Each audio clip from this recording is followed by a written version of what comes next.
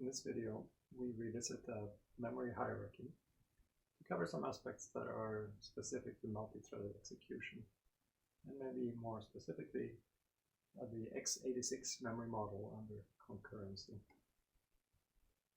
So a couple of key points that we want to get out of this video is, first, how does a concurrent global increment, incrementing a global variable by two threads at the same time, how does that happen to loose increments? It's a little more complicated than it first seems. And then if we're using an atomic increment instead, in what way does that solve the problem? As a reminder, here's part of the architecture diagram we've looked at before. The most important parts for this video are the scheduler, which may or may not execute load and store instructions out of order. And then we have the store buffer, which holds on to stores after the store has retired. It ends up in the store buffer, which is a first in, first out buffer, and eventually each store makes its way to the L1 data cache. This all depends on when other threads are accessing the same cache line.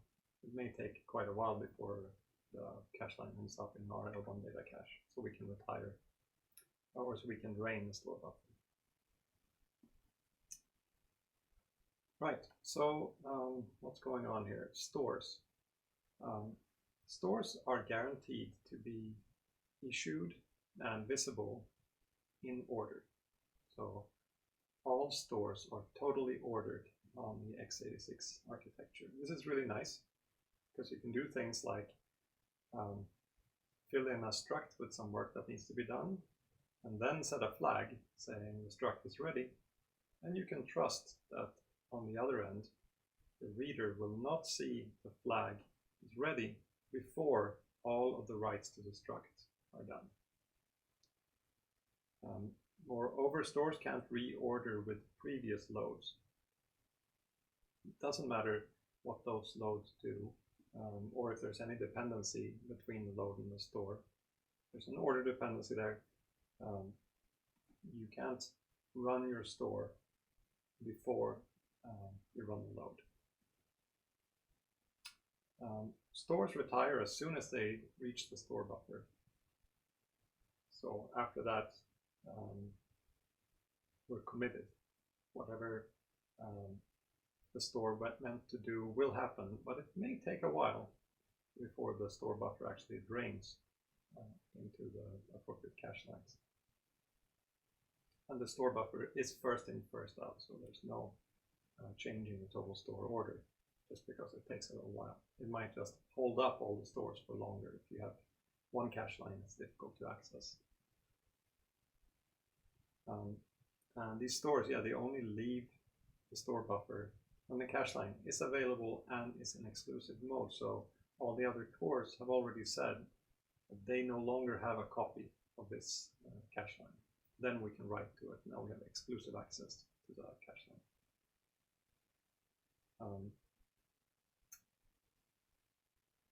Right, we can skip the other two here. No. Loads, similarly, are totally ordered with other loads. And they also can't reorder with stores to a conflicting location. So if you've stored to some part of the location the load is reading from, then that's an order dependency. It won't run before the store. I guess you could call that a data dependency, really.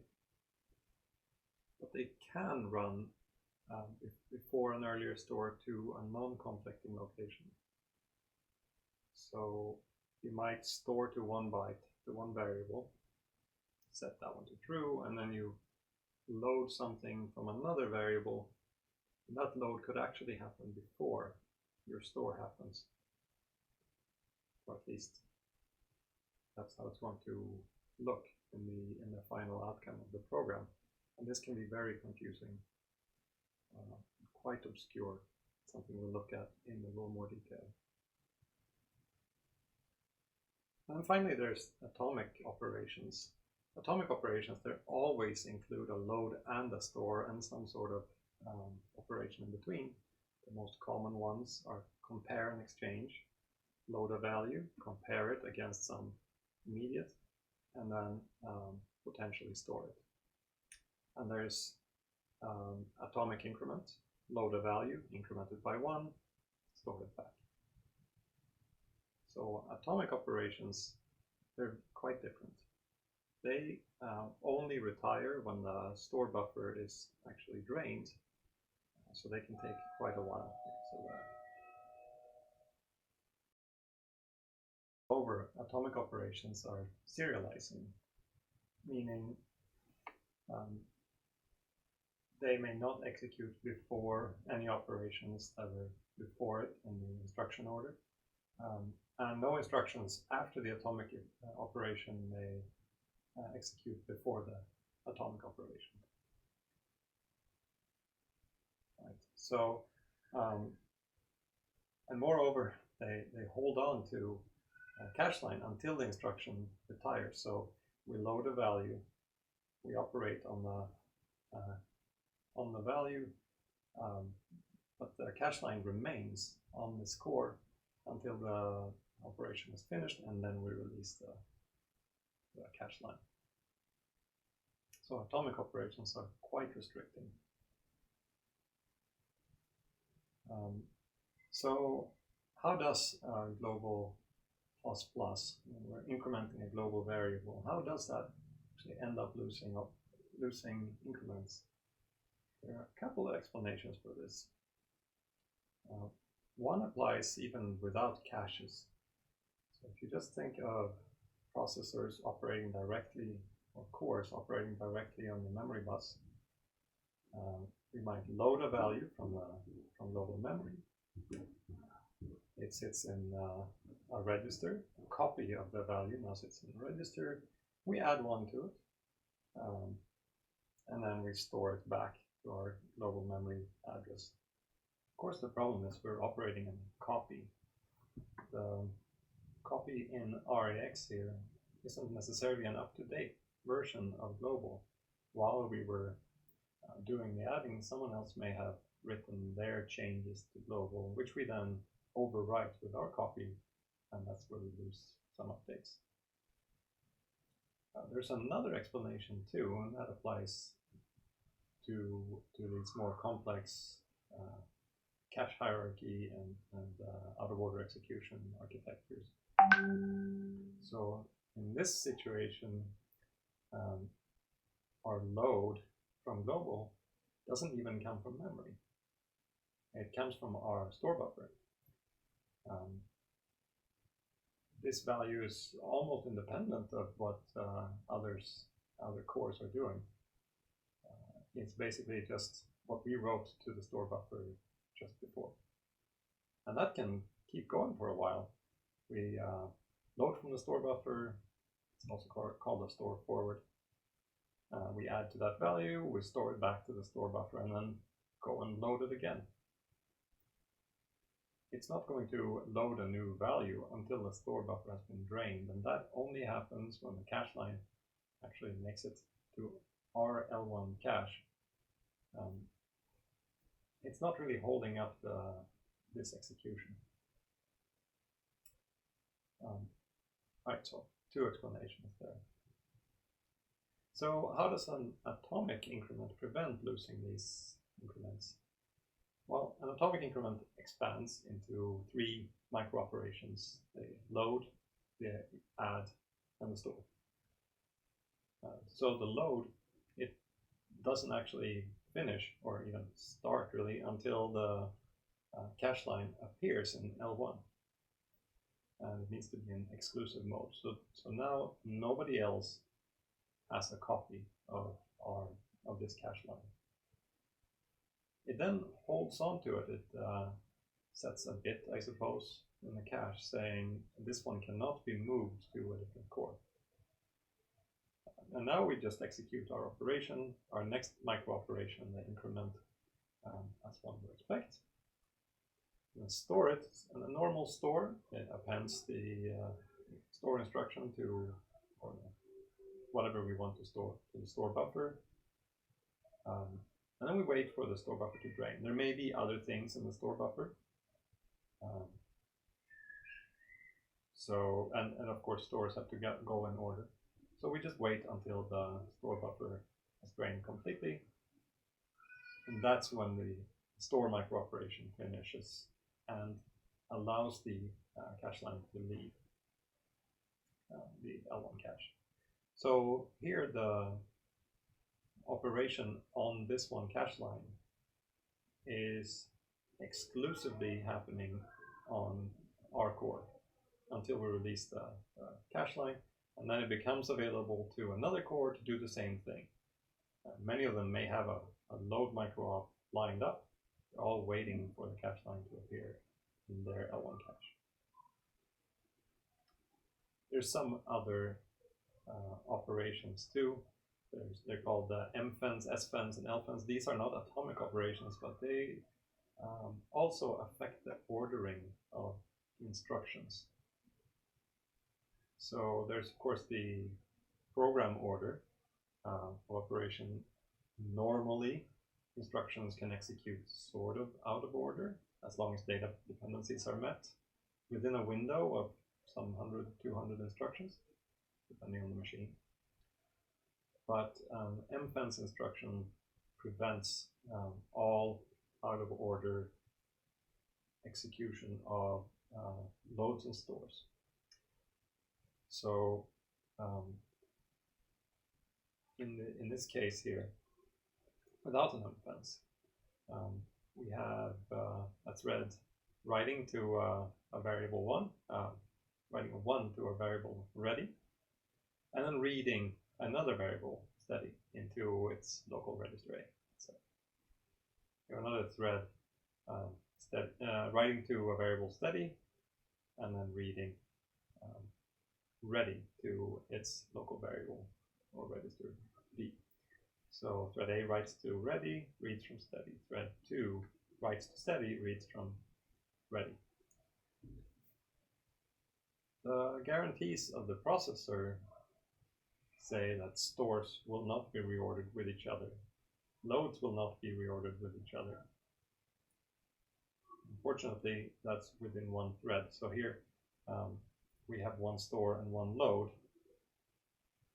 We also know that stores will not be ordered before earlier loads. Unfortunately, here we have a store before already, and there are the architecture allows the subsequent loads to be reordered before earlier stores. So in principle here, this load could happen before ready is finished storing. So under a normal execution, sort of what we would expect of an execution just to regular memory, we would expect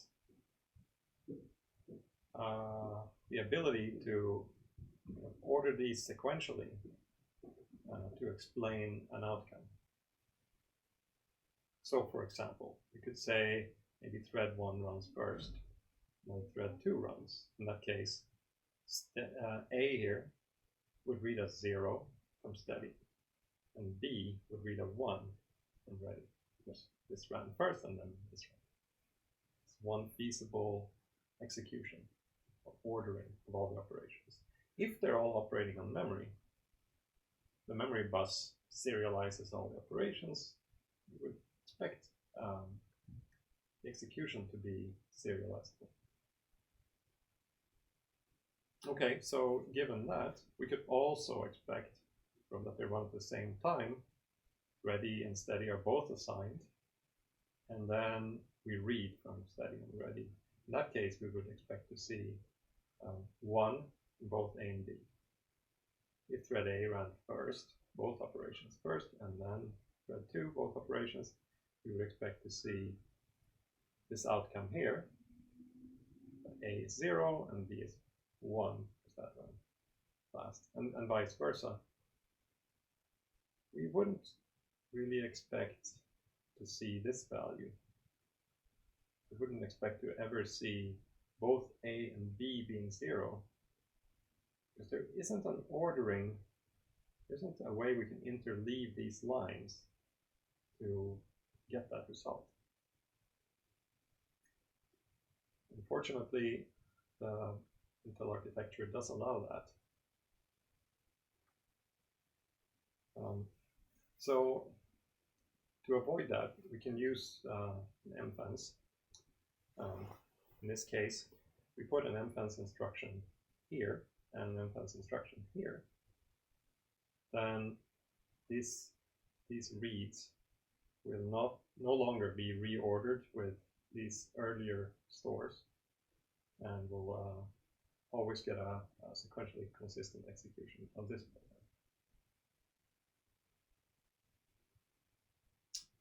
So generally speaking, we don't really see programs like this all that often. So it's not that this is a common problem. Unfortunately, it's the uncommon problems that tend to bite you. So in a really tight loop, it's fair enough to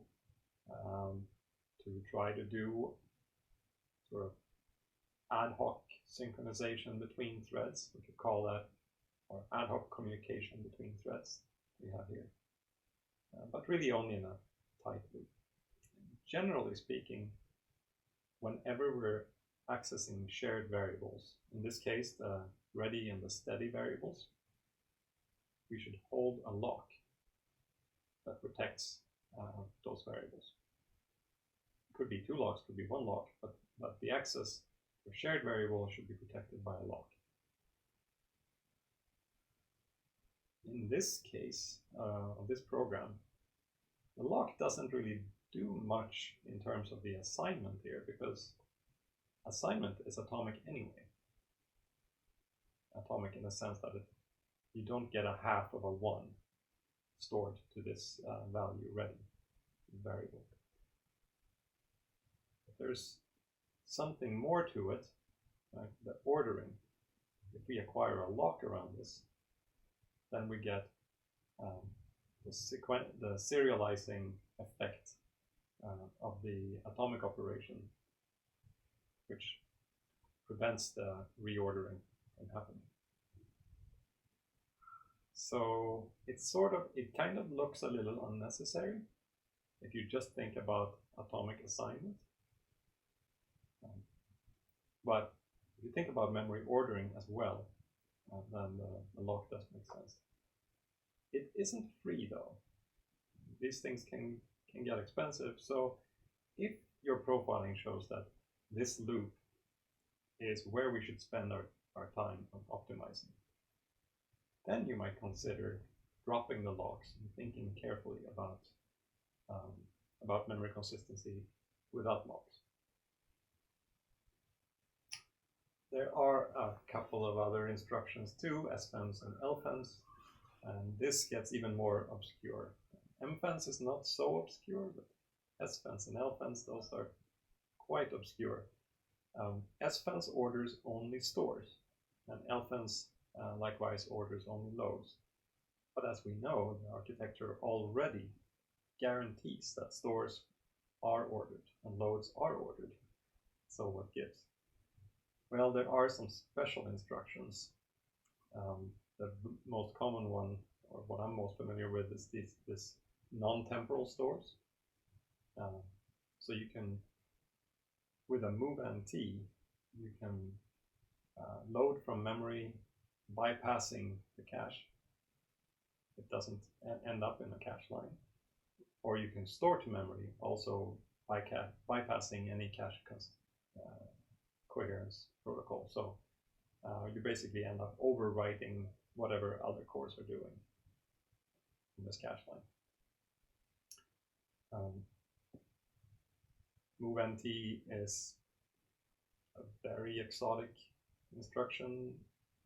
You would only use it for bulk copies, where it sometimes makes sense, or to in some drivers where you really don't want the cache to be interfering with communication with a PCI device, something like that. Under those circumstances, we still need ordering of some stores and some loads, and sfens and lfens are there to help in that situation. There's also something even more obscure. You can specify that certain pages should not use the cache or should behave differently, that stores should behave differently on these pages of memory. They're called memory types in the Intel manual, I believe. I've never seen them used other than in device drivers. I don't think that there is a use case really in user space, except perhaps if you're doing kernel bypass networking or I/O. So I wouldn't worry too much about that. Also worth noting, an mfens is not just the sum of an sfens and an lfens. Under normal operation, an sfens has no impact on the semantics or the correctness of a program. It will drain the store buffer, so it will impact your performance, but correctness it doesn't really impact. Same with lfens, it doesn't impact the correctness of the program. But mfens does impact the ordering of operations directly, as in this case. So yeah, if you're writing your program with normal operations, mfens is the one you might want to consider, but only in tight loops where performance is critical. In all other cases, you probably want to be using normal lock abstraction like thread mutex or a spin lock. Even spin locks are a little obscure. Alright, and that's all we got for this video. Thank you for watching.